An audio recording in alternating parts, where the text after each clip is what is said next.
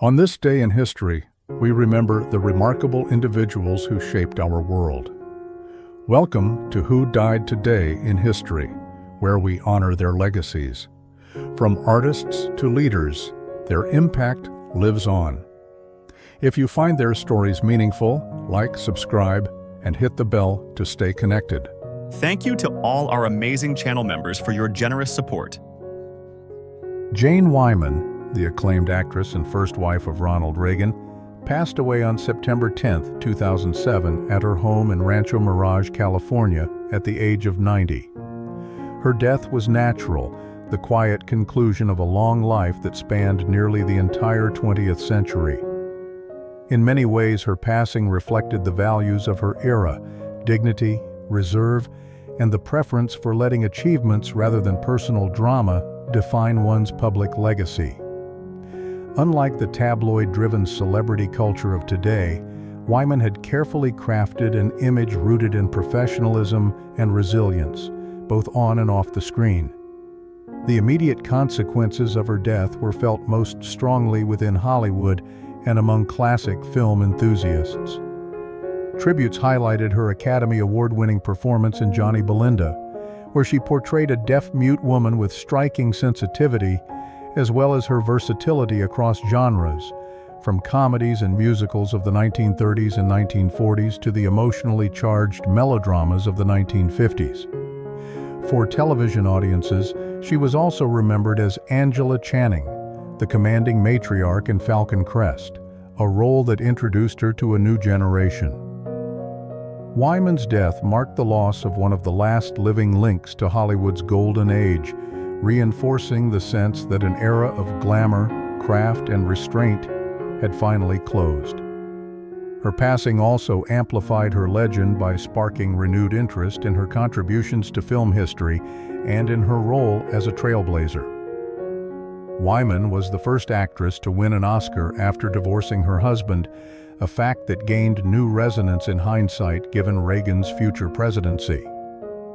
At the time, her decision to divorce was unusual and even scandalous, reflecting the shifting cultural norms of mid-20th century America regarding women's independence and self-determination. In this way, her personal life mirrored larger societal changes, and her death served as a reminder of how individuals often embody historical transitions in subtle ways. Wyman's departure illustrates humanity's enduring tension with mortality and memory. She lived long enough to witness herself transformed from contemporary star to historical figure, her work preserved in film reels and television archives.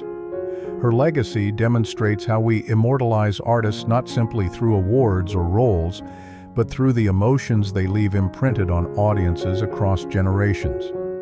In Wyman's case, it is the quiet dignity of her performances, her ability to embody both vulnerability and strength that endures. Her death reminds us that while life is finite, art offers a form of permanence, bridging past and present while securing a place for its creator in collective memory.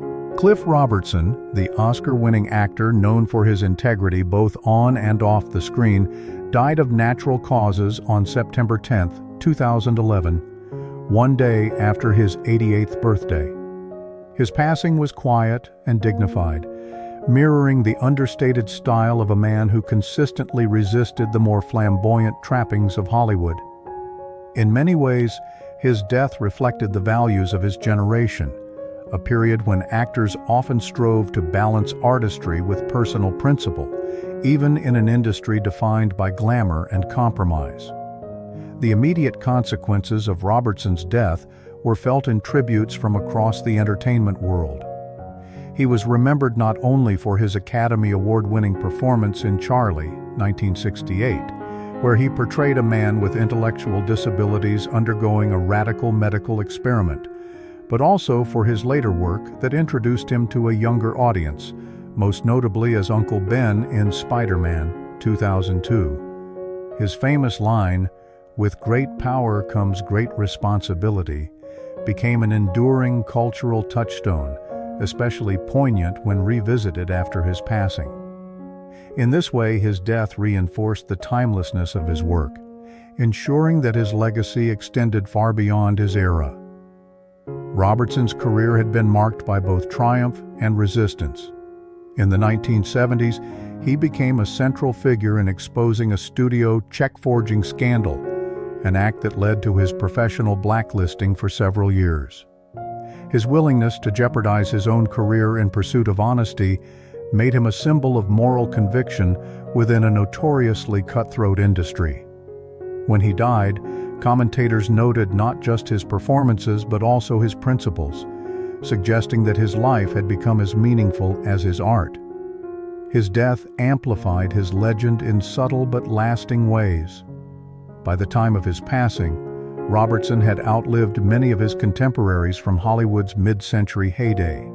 His longevity, combined with his steady commitment to integrity, positioned him as a link between the old Hollywood of restraint and the blockbuster era of modern cinema.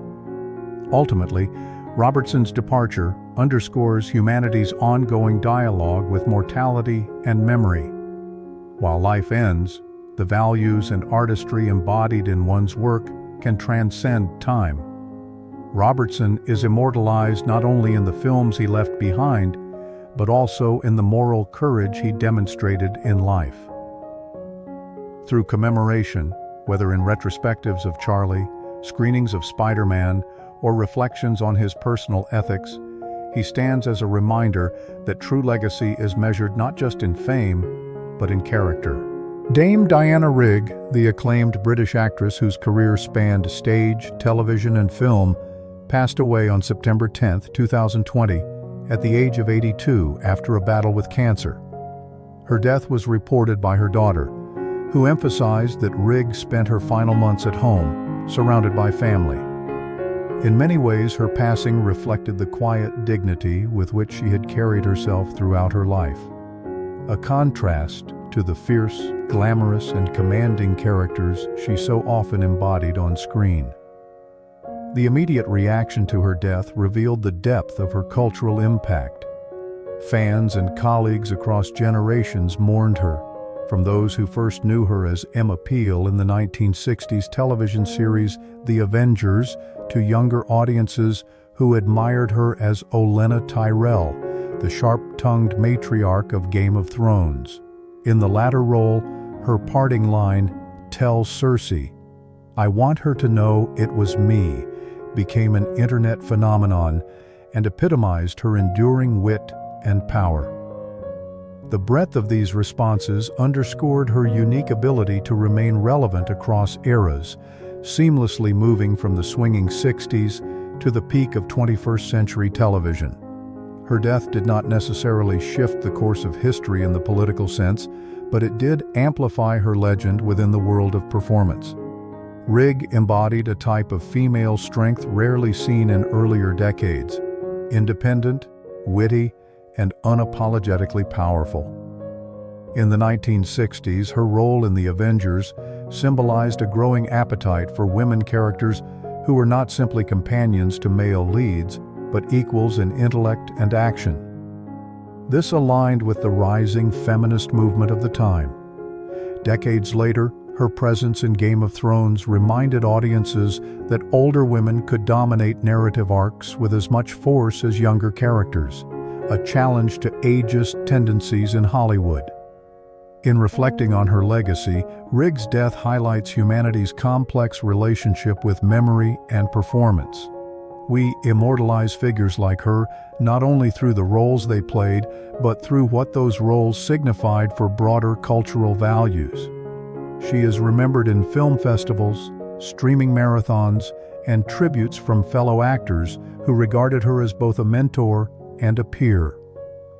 Ultimately, Diana Rigg's passing reminds us that while mortality is inevitable, art provides a powerful way to preserve spirit, intellect, and influence across generations, ensuring her voice continues to echo wherever stories are told. Bella Darvie, a French actress whose life epitomized both glamour and tragedy, died on 1971 at the age of 42 in Monte Carlo. Her death was ruled a suicide from gas poisoning, a quiet and sorrowful end that starkly contrasted with the dazzling promise of her earlier career. Darvi's passing reflected not only the immense pressures of fame in mid-20th century cinema, but also the darker struggles of a woman caught between Hollywood expectations and personal turmoil. Born Bożena Wygier in Poland, Darvi survived Nazi occupation before finding her way into the orbit of film mogul Darryl F. Zanuck and his wife, who supported her career. She became a symbol of post-war Hollywood's fascination with exotic European actresses. Cast in high-profile films like The Egyptian, 1954, and Hell and High Water, 1954, Darvi's striking looks were celebrated, but her acting career faltered. Hollywood's treatment of her, valuing appearance over depth, reflected broader gender norms of the era, where women were often commodified as symbols of beauty rather than nurtured as artists. The immediate aftermath of her death was muted compared to other Hollywood tragedies. By the time she died, Darvi had retreated from the spotlight, living in Monaco and struggling with gambling debts, depression, and failed relationships. While she never attained the level of fame of contemporaries like Marilyn Monroe or Brigitte Bardot, her death nonetheless amplified her legend in a quieter, more tragic way, as a reminder of how quickly stardom could fade and how unforgiving the industry could be. Darvi's story illustrates the cultural tension between the allure of celebrity and the isolating effects it often carries. Her death, by suicide, underscored the stigma surrounding mental health at the time, a subject rarely discussed in the entertainment world.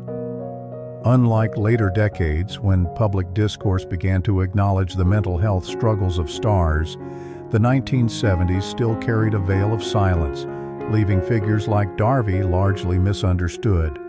In memory, Darvi's name resurfaces less in mainstream tributes and more in historical examinations of Hollywood's forgotten figures. She is immortalized through film archives, fan retrospectives, and discussions of Zanuck's protégés, standing as a cautionary tale about the fleeting nature of fame.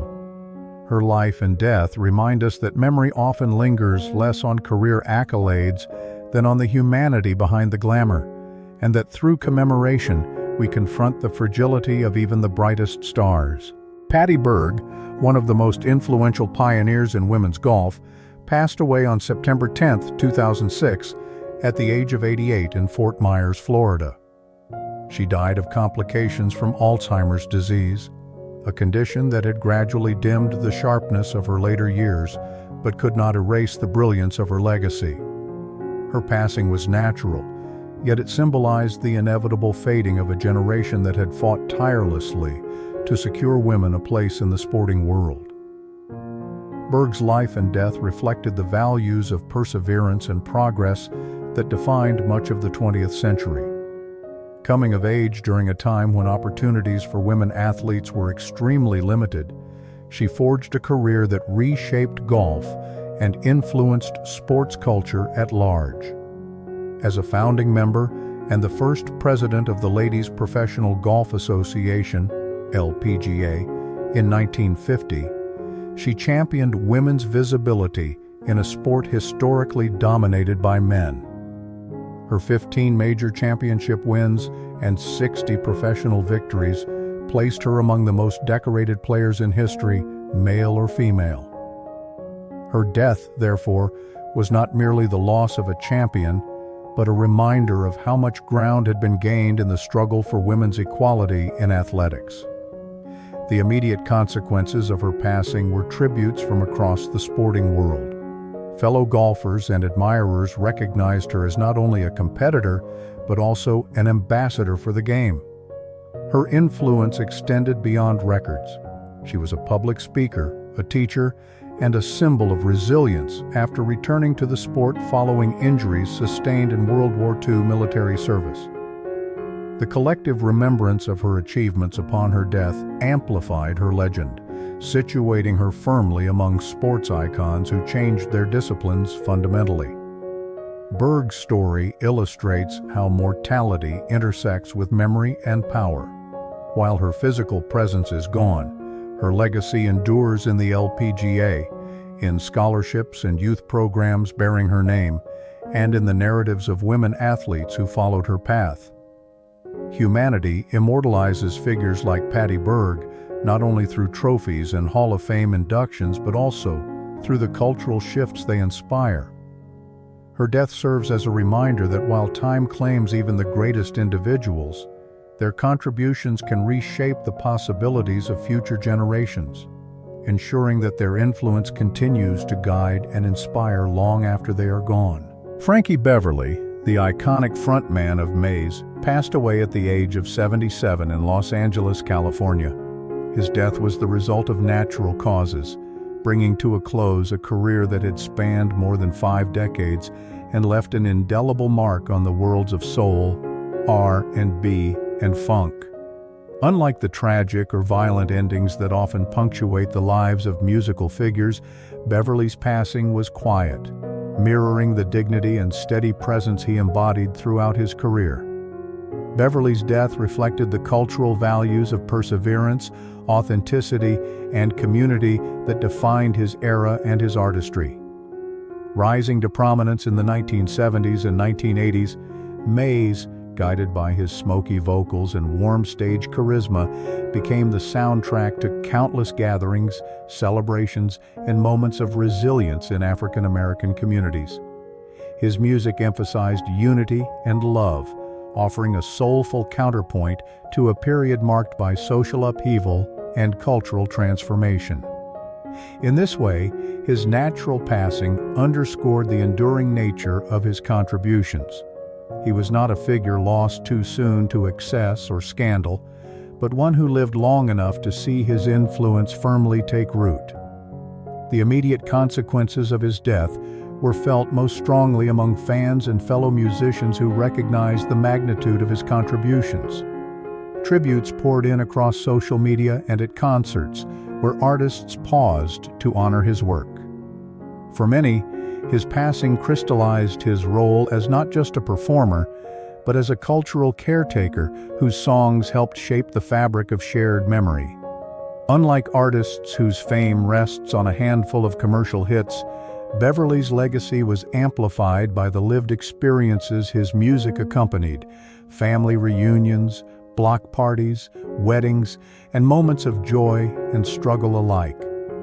His death did not alter the trajectory of music history in a disruptive sense, but it amplified his legend by inviting reflection on how artists of his generation built foundations for those who followed.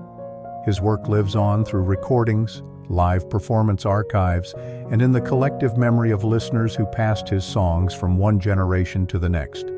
Ultimately, Beverly's death highlights humanity's yearning to connect art with memory and power. We immortalize figures like him not only through awards or Hall of Fame honors, but through the emotional resonance of their work, which continues to echo in everyday life. Frankie Beverly's passing serves as a reminder that while mortality silences the voice, it cannot quiet the song. Charly Robertson, the Texas-born country singer-songwriter, passed away on September 10, 2023, at the age of 59 in San Antonio, Texas. His death was attributed to cardiac arrest and related complications, a natural cause that nonetheless arrived too soon for an artist who embodied the restless spirit of Texas music. Unlike the stereotypical image of country stars caught up in tragedy or scandal, Robertson's death reflected the quieter, more human fragility of the body. A reminder that even voices rooted in defiance and grit are not immune to mortality. Robertson's career had always been about pushing against convention. He built his name in the vibrant Texas country and red dirt scene, refusing to bow entirely to Nashville's commercial demands. Songs like My Hometown and I Want You Bad resonated with listeners who saw in him a raw, unpolished authenticity. In this sense, his passing symbolized the challenges of his era, an age when artists had to navigate the tension between artistic independence and mainstream recognition. His life and death became emblematic of the value of authenticity over conformity, a principle central to the ethos of Texas music. The immediate consequences of his passing were deeply felt across the country music world, particularly in Texas, where his name carried the weight of a local legend. Tributes poured in from fellow musicians, fans, and venues that had long hosted his performances. For many, his death marked not just the loss of a performer, but the silencing of a voice that had given expression to small-town struggles, rugged pride, and heartfelt storytelling. His legacy, amplified by his untimely passing, reminded audiences of the irreplaceable role regional voices play in shaping the broader tapestry of American music. Robertson's death did not radically shift the direction of country music, but it sharpened appreciation for the independent path he had forged. His influence lingered in the way younger Texas and red dirt artists spoke of him as both a pioneer and a mentor. Like many artists who leave before old age, his legend was amplified.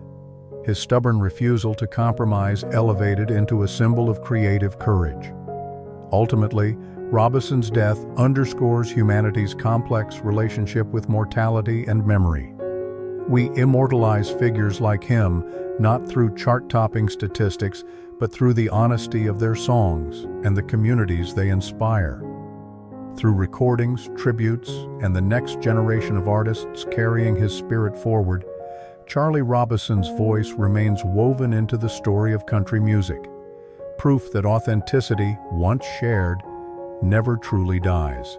Richard Kiel, the towering actor best remembered for his role as Jaws in the James Bond films, passed away on September 10, 2014, at the age of 74 in Fresno, California. His death was attributed to heart disease, a natural cause, but one that underscored the vulnerability of a man whose screen presence had often seemed larger than life. Standing at 7 feet 2 inches due to acromegaly, Kiel's physical stature defined his career and public image. His passing highlighted the reality that even those whose bodies appear superhuman are subject to the same frailties that define all human lives. Kiel's era in Hollywood was one where physicality often determined casting. His height and imposing frame made him an obvious choice for roles as villains, henchmen, or intimidating figures. Yet, in his portrayal of Jaws in The Spy Who Loved Me, 1977, and Moonraker, 1979, he transcended the stereotype. His character, initially designed to be menacing, developed unexpected warmth and humor, becoming a rare Bond villain who survived multiple films. His death reminded audiences of how Hollywood in the late 20th century often typecast actors with unique physical characteristics while simultaneously elevating them into icons. The immediate aftermath of his death was marked by widespread tributes from fans and co-stars alike. Roger Moore, who played James Bond opposite Kiel, recalled him fondly not only as a colleague, but as a gentle, kind-hearted man off-screen. For many, his passing evoked nostalgia for a golden era of Bond films and highlighted the enduring appeal of characters who combined menace with charisma. His death amplified his legend, ensuring that Jaws remained one of the most beloved Bond villains in cinematic history. Though Kiel's passing did not shift the course of Hollywood, it reinforced the way pop culture preserves its icons. He had lived with health struggles, including injuries from a car accident that limited his later acting, yet he embraced his legacy with good humor, often appearing at fan conventions and in interviews. In this way, his memory lives not just in film, but in the affection of fans who saw beyond his intimidating exterior. Kiel's story reflects humanity's fascination with outsized figures who embody both strength and fragility. We commemorate him through film marathons, fan tributes, and the enduring popularity of the Bond franchise. His life and death remind us that even the most imposing presences are, in the end, human. And it is that humanity, as much as their legend, that ensures they are never forgotten.